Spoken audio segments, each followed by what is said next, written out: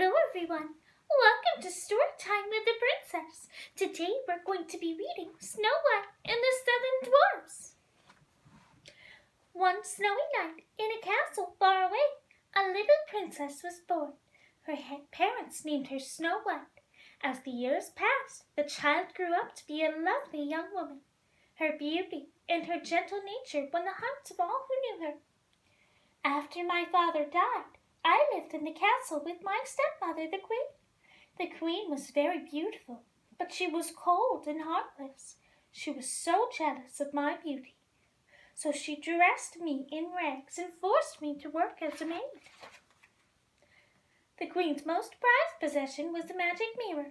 Every day she would stand in front of it and ask, "Mirror, mirror, on the wall, who is the fairest of them all?" And every day the magic mirror would reply, "You, O Queen, are the fairest in the land." While the queen spent her time admiring herself in the mirror, I worked long hours in the castle. I always did my chores with a smile, often singing while I worked. One day, as I drew water from the well, I sang a song about my fondest dream. I wished a handsome prince would come to the castle and carry me away. "Please make my wish come true," I whispered. No sooner had I said these words than a handsome prince appeared next to me. I gazed shyly into the prince's eyes. The prince fell in love with me instantly, but suddenly I became very frightened and fled to the safety of the castle. That evening, as usual, the queen asked the mirror, "Magic mirror on the wall, who is the fairest of them all?" But this time her mirror replied, "Her lips blood red, her hair like night, her skin like snow, her name is Snow White." The queen was so furious that she immediately called for her huntsman. "Tomorrow, take Snow White deep into the forest and kill her," she commanded. Then she gave the huntsman a jeweled box and told him to bring her proof that he had obeyed the order. The huntsman feared the evil queen and promised to do as she wished. The next morning, the huntsman took me deep into the forest. He watched as I stopped to place a baby bird back in its nest. At that moment, the huntsman knew he could never harm me. I was far too kind-hearted. He fell to his knees and begged for my forgiveness. "My dear princess, you are not safe. The queen is jealous. She has ordered me to kill you, but I could never hurt you. Quickly," he added, "run into the forest and never return." I was frightened by his words, but I did as I was told. I ran and ran until I could run no farther. Lost and alone, I sank to the ground and sobbed myself to sleep. The huntsman placed an animal's heart inside the box and the queen had given him, and presented it to her that night.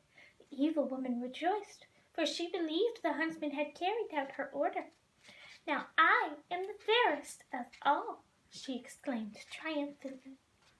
When she awoke the next morning, I was gone, but I found myself surrounded by forest animals. Curious birds, rabbits, squirrels, chipmunks, and even a mother deer, and her fawn crept up to get a closer look. I laughed. I wasn't lonely any longer.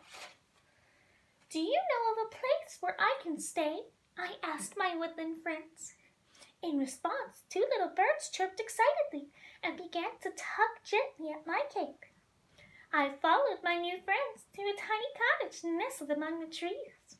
"Oh, it's just like a doll's house," I exclaimed. Since no one seemed to be home, I stepped inside. "Oh my, what a terrible mess," I cried. I stared in wonder at the 7 little chairs. 7 children must live here. I'll just stay up for a bit and surprise them. Perhaps they'll let me stay for a while. So I began to clean the cottage. The animals helped me sweep and dust and wash and scrub. Soon the cottage was neat and tidy. I went upstairs where I found the little beds lined up in a row. Each one had a name carved in it. "What funny names for children," I remarked, as I read the names aloud.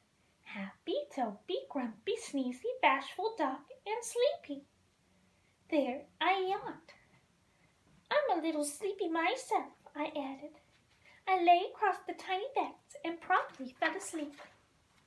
Meanwhile, 7 little men were hurrying home from a hard day's work in the diamond mine.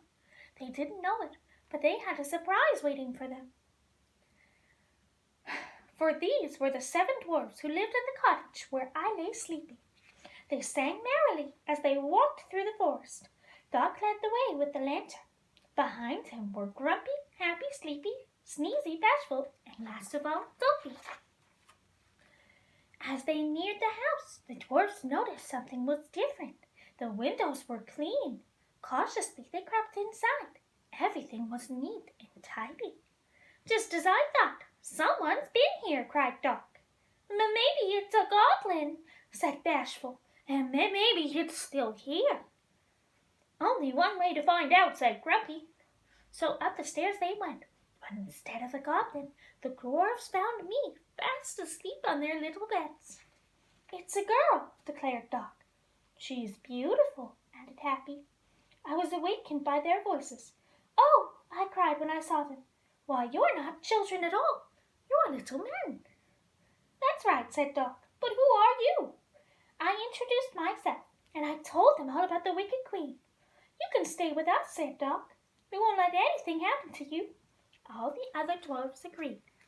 And that's where we're going to stop for today. I hope I can see you tomorrow and finish our story. See you then. Bye-bye.